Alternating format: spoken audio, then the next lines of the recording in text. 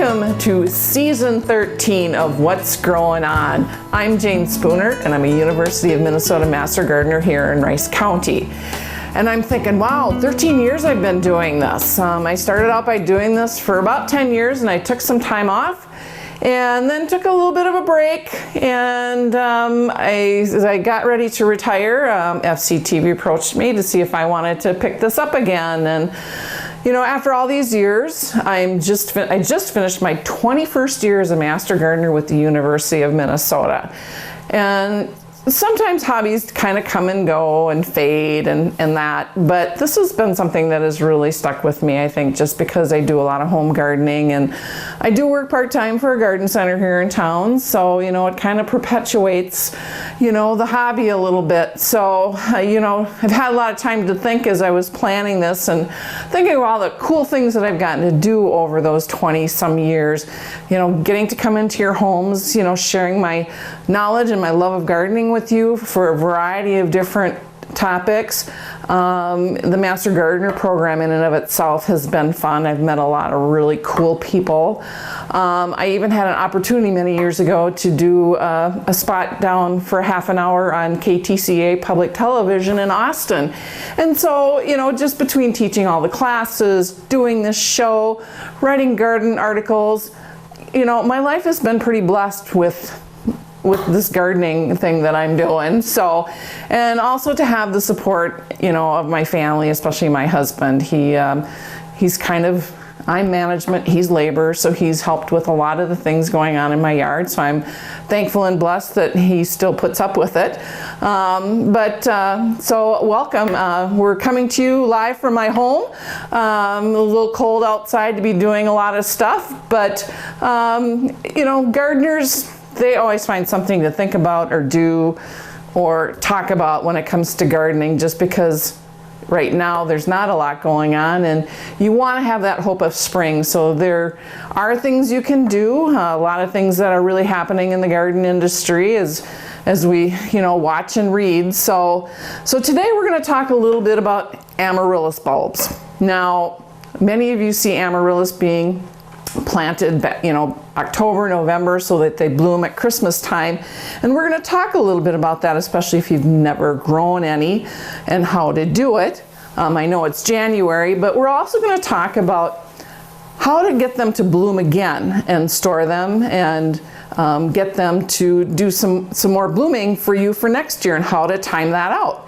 So here are my Amaryllis. I was going to try and order some this year online rather than just going to a big box retailer and, you know, just picking them up there, just so that I'd have a little bit more choice, so that I had more to show you. But it seems a remodeling project in my kitchen took a little bit longer than anticipated, so I was scrambling at the end, but I did find these at a couple of big box retails, so I went, you know, to Menards or Walmart and found them there, and they're fine, they do well. I've had good luck with them, but I'm still yearning to see the different, you know, kinds that they're out there, you know, that they have double flowers or whatever. So what are Amaryllis? Well, as you can see, they're kind of a trumpet-shaped flower. So it's really reminiscent of a daylily when you really look at it. And you can even find some that have a double bloom, but they grow up on a stalk and they kind of, you know, kind of stick up in the air like that. Some of them will kind of come to the side. So there's all different kinds of varieties. Now they bloom on this leafless stalk. This is kind of an example of something that may not bloom this year because it wasn't overwintered and put into dormancy correct, and we'll talk about that a little bit later. But this is what it's going to look like, and it doesn't look like much until you get those blooms starting to open up.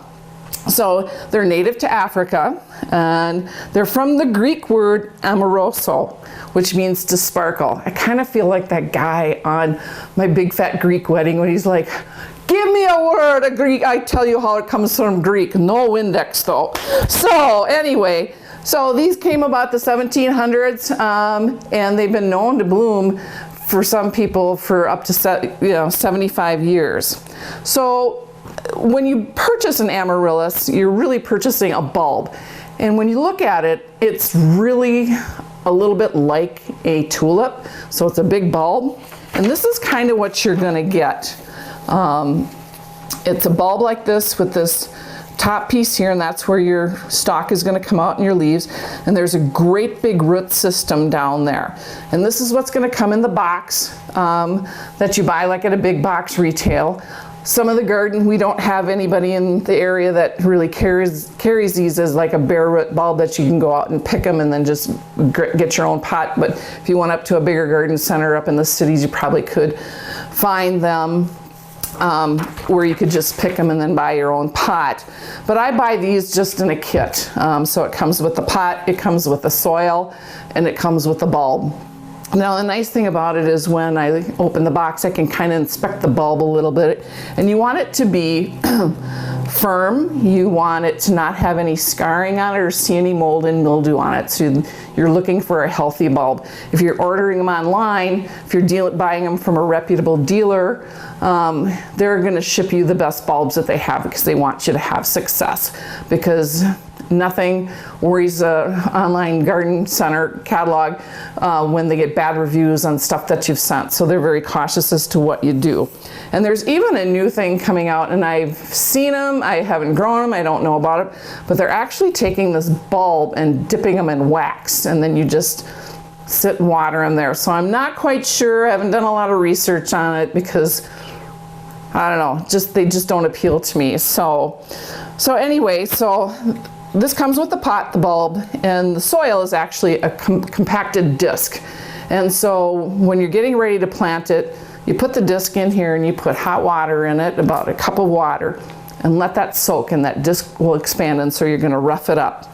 So when you're choosing your pot, you want to make sure that it's a very narrow pot. They don't like a big pot. They really like to be root bound. And you want about 1 inch space between your bulb and the side of your pot. And you're going to want to leave part of this bulb up above the soil, because you can see this one's buried a little too deep, so that might be the reason why I'm not getting my flower stalk, but we'll see what happens there. So these pots that came with it did not have holes in the bottom. And of course I was busy, so I just threw some rocks in there to keep drained, because they do like to be well drained.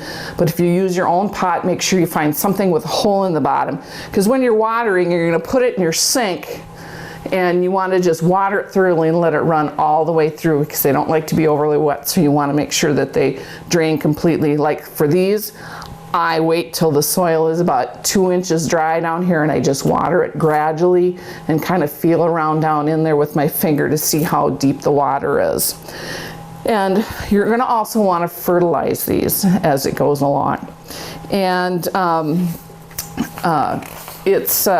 you want to do just a water-soluble fertilizer, and you want to have between your nitrogen and your phosphorus and your potassium, you want your phosphorus to have a higher number than the others.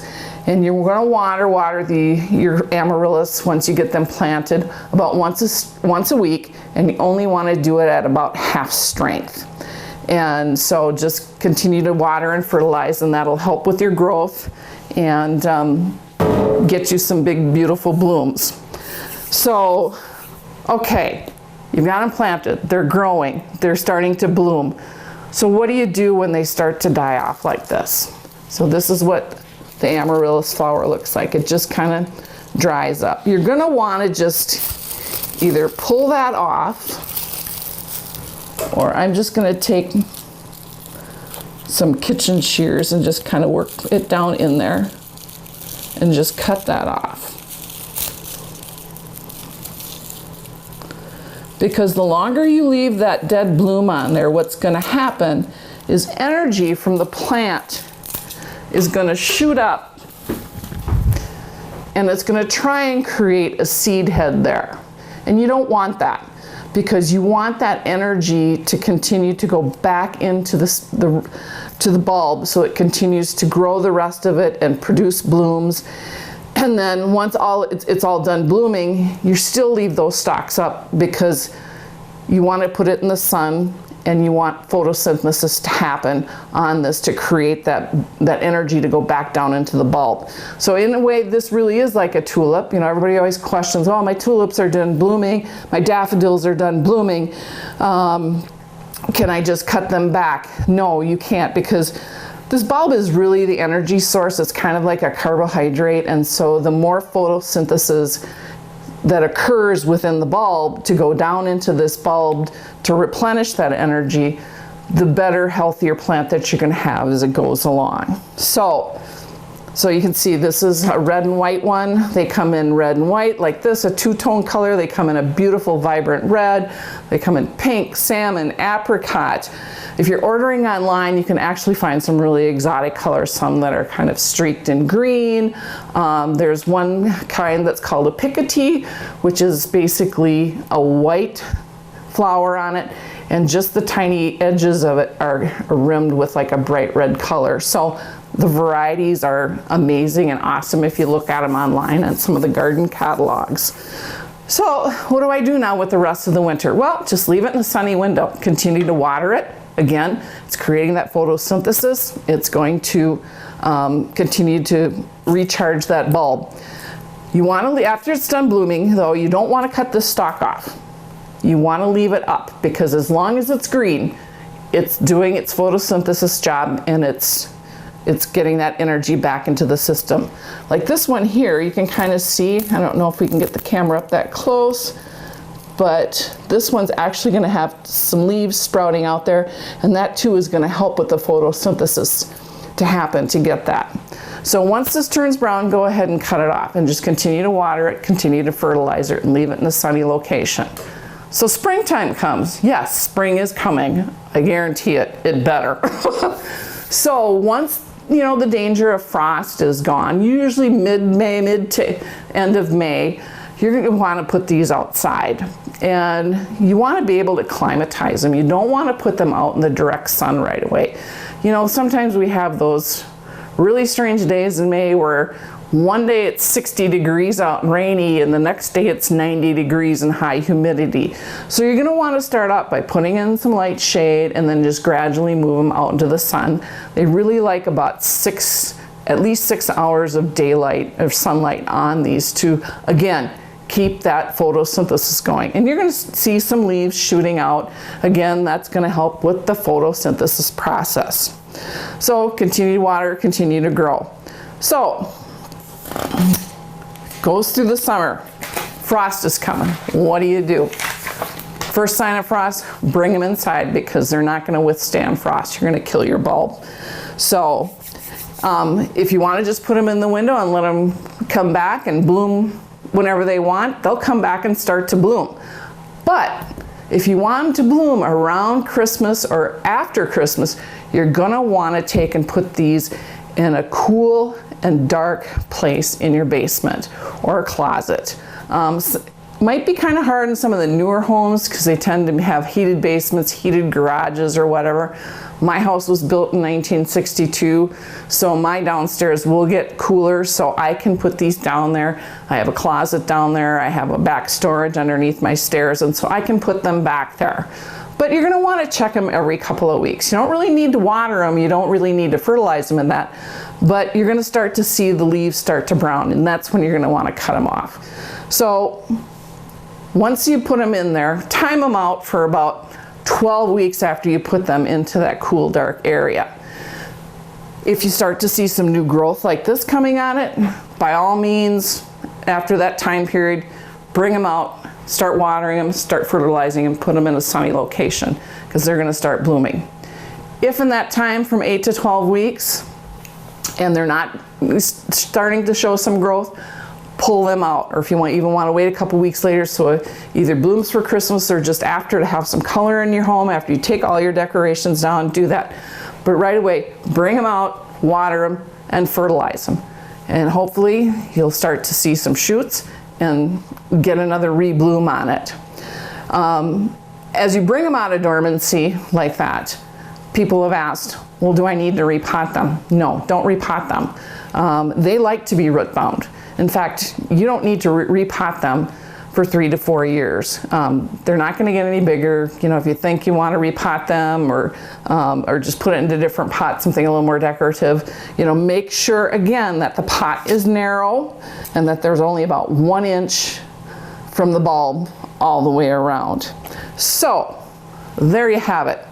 Those are amaryllis. And I know we probably should have talked about this back in November, but a lot of people will buy these, grow them, and just throw them out. But I at least wanted to share with you how you can prolong them and bring them back. Yes, you know, next year, one of my husband's cousins, his wife does this, and she has phenomenal blooms every year. She puts them on Facebook, and I'm always in awe. So we're going to give it a whirl this year and see how that works for us. So I wish I remembered what colors were with this, but I think one of these is going to be kind of an orange color. So it's just kind of fun to have something that's flowering in your house in January and February.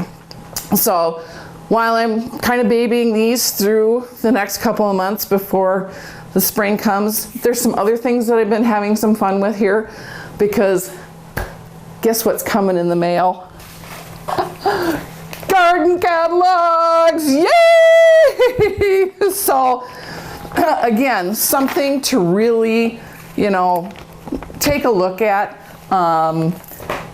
I always like to go to the first couple of pages because it shows you what's new in flowers, perennials, annuals, vegetables. And believe it or not, I got my first order of seeds in the mail the other day. And the reason that I really was anxious to get some of these is I really would like to do a little bit more with container gardening with vegetables. So we have some container French green beans. That's for my husband because I don't like green beans. Some container zucchini. Got some container sunflowers. Some container-sized watermelons. So just trying some different things. And what I'm hearing and what I'm reading in the garden industry is if you want seeds and stuff like this, start ordering now, because places are already starting to be sold out, because the gardening trend that we saw last year with everybody being on quarantine is going to continue.